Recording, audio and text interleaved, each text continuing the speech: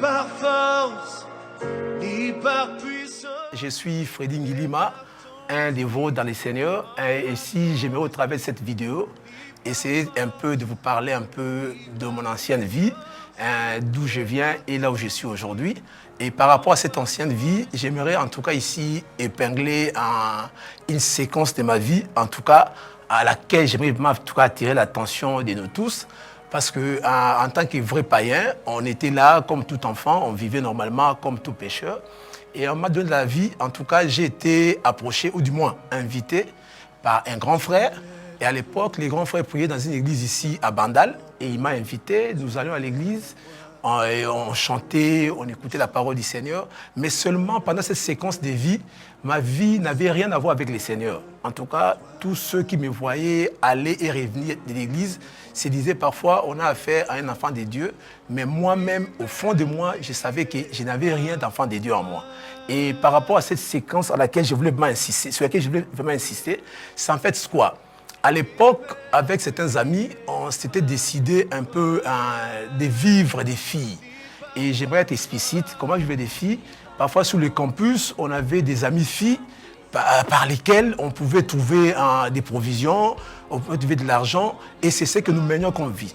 Je me souviens même de temps en temps, même chez nous à la maison, parce que j'étais orphelin déjà aux humanités.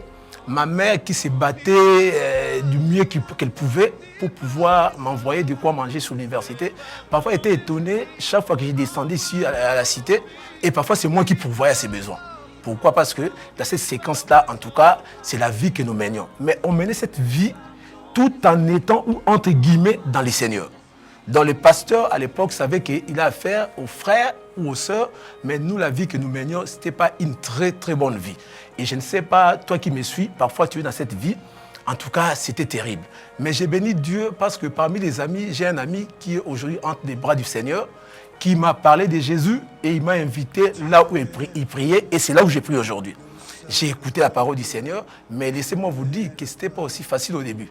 Parce que vous voyez, quelqu'un qui est déjà habitué à une certaine vie et embrasser une nouvelle vie, renoncer à tout, au début, ce n'était pas facile.